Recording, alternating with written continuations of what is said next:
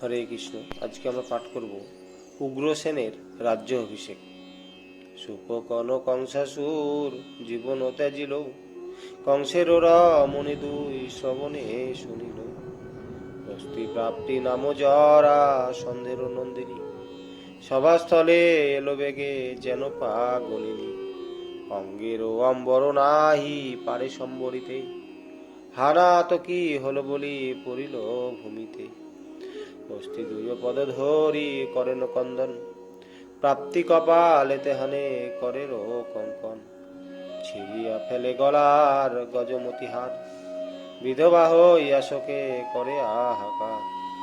যে অঙ্গে মাখিতে না তগুর চন্দন, সে অঙ্গ ধুলি ধূসর হতেছে এখন। যে শিরে করিত শোভা রতন পাগলি, সে মস্তক যায় ধরাতলে গড়াগড়ি। বলো হে কেমনে আর রব প্রাণ ধরি, সে রূপ এ রূপ হলো আহা মরি মরি। এ রূপে বিলাপ করে কংসের রমণী, সান্ত্বনা করিয়া কৃষ্ণ কহেন আপনি। কাল পূরণ হলে জীব অবশ্য মরিবে, অমর জগতে নাই দেখো মন ভেবে। দেহের সহিত মৃত্যু জানমগ শুনি, শোক পরিত্যাগ করো শুনো মা তুলনী। বলো আর কি হইবে করিলে রোদন, আমি যাহা বলি তাহা করো গো শ্রবণ। রোদন ত্যাজিয়া শুনো বচন আমার, সম্প্রতি করিব চলো রাজার সৎকার। ইহা বলি রামকৃষ্ণ কংসের লইয়া, শ্মশানেতে উপনীত হইলে নগিয়া। পরিমাণ মত চিতা প্রস্তুত করিল, চন্দনের কাষ্ঠে ঘিত দিয়া সাজাইল। বিধি মতে কইল কার্য বেদের বিধানে, কংস ভাজ্যারত হইল পরে অগ্নিদানে। সৎকার করিয়া কংসে আইলেন গৃহে, ডাকি দয়াময় কৃষ্ণ অনুচর কহে। সম্প্রতি করিব পিতা মাতার উদ্ধার, পরে উগ্র সেন আমি দিব রাজ্য ভার।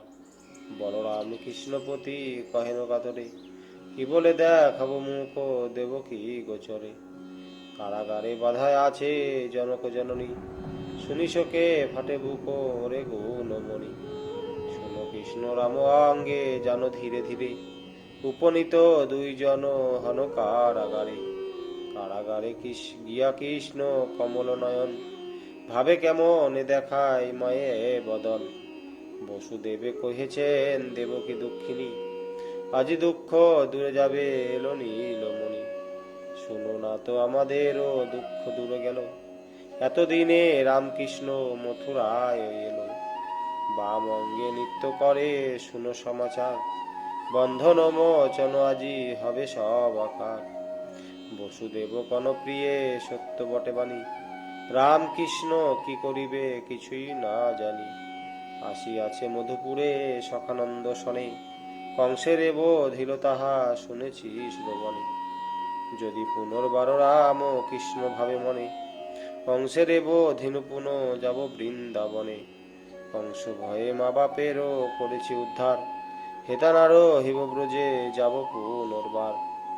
অভাগায় অভাগী বলে হেতানা থাকিবে, নন্দের সহিতে পুনঃ বৃন্দাবনে যাবে।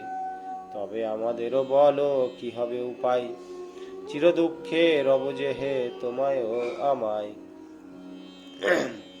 এই কথা বসুদেব কহে দেবকীরে, হেন কালে রামকৃষ্ণ উপনীত দ্বারে।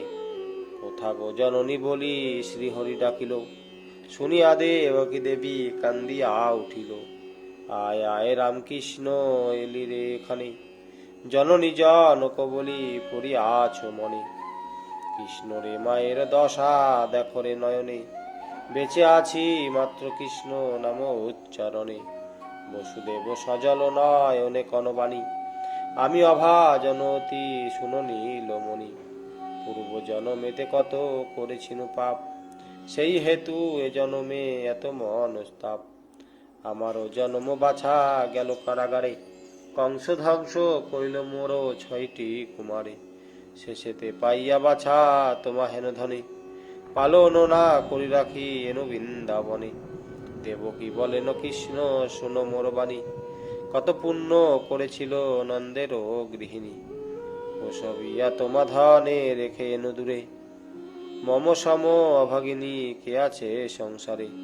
বলিতে বলিতে নেত্রে শতধারা বহে, রামকৃষ্ণ সন্তাইয়া উভয়ের কহে।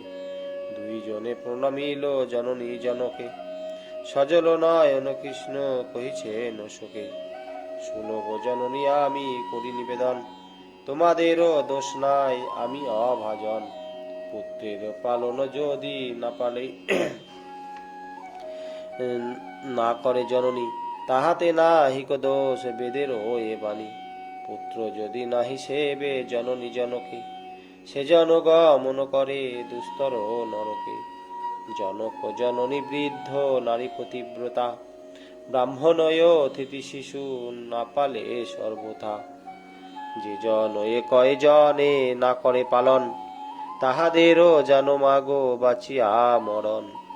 কুলাঙ্গার ও পুত্র আমি গো তোমার, অপরাধ ক্ষমা করো জননী আমার। বহু দুঃখ পাইয়াছ আমারও কারণে, আমি হইনু অভাজন তোমারও সেবনে। যত দুঃখ পাইয়াছ আমারও লাগিয়া, ক্ষমা গো সে সব দোষ বালক বলিয়া। যাতনা পাইলে মোরে ধরিয়া গর্ভেতে, সম্প্রতি হইলে মুক্ত কংসেরও ভয়েতে। এত বলি শৃঙ্খল মোচন করি দিল, বক্ষেতে পাশান ছিল দূরেতে ফেলিল। মুক্তি পেয়ে বসুদেব পুত্র কোলে নিল, দেবকী পাইয়া পুত্র আনন্দে ভাসিল। হারানো অমূল্য বিধি পাইয়া দুইজনে, নেত্র জলে স্নান করাইল সেই স্থানে। দেবকী বলেন কৃষ্ণ পাইনু যত দুঃখ, সব দূরে গেল বাছা হেরি চাঁদ মুখ। যেমন তো মারে না দেখিনু দীর্ঘকাল, তেমনি কোলেতে করি রব চিরকাল।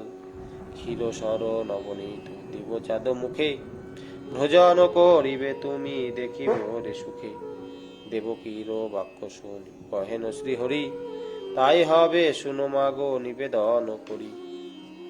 উগ্রসেন নিকটেতে যাব একবার, বিশেষ আছে যে কার্য শুনো সমাচার। কারাগারে পিতা মাতা করিয়া মোচন, উগ্রসেন কাছে কৃষ্ণ করেন গমন। মাতামহ পদে গিয়ে করেন প্রণাম, আমরা আইনু দাদা কৃষ্ণ বলরাম। পুত্র শোকে উগ্রসেন শোকাকুল ছিল, রামকৃষ্ণে নিরখিয়ে শোক পাশ হরিল।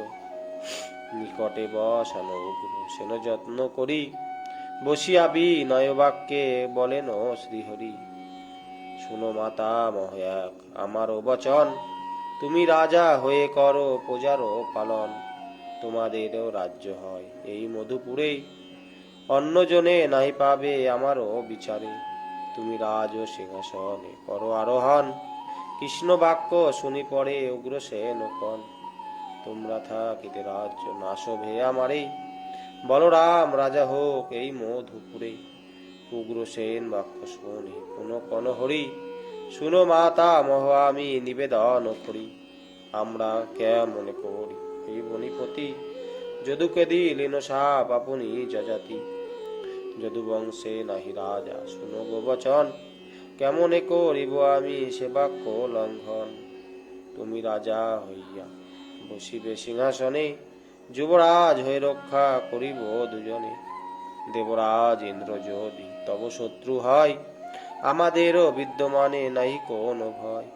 কৃষ্ণ বাক্য উগ্রসেন স্বীকার করিল, তবে হরি তার হাতে রাজ্যভার দিল। রাজ সিংহাসনে তারে অভিষেক করি, মথুরা নগরে বাজাইয়া দিল ভেরি। উগ্রসেন রাজা করি রামকৃষ্ণ দোহে, গমন করেন সুখে জননীর গৃহে। সুখেতে সবাই ওহাইল বিবাহ বড়ি, উগ্রসেন রাজা গেল আপনার পুরী। উষাকালে মথুরার সকলে উঠিল, উগ্রসেন রাজ সিংহাসনেতে বসিল।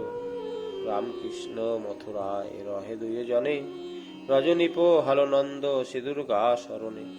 ব্যাসকৃত ভাগবত পুরাণের সার, যে শুনে সে যাই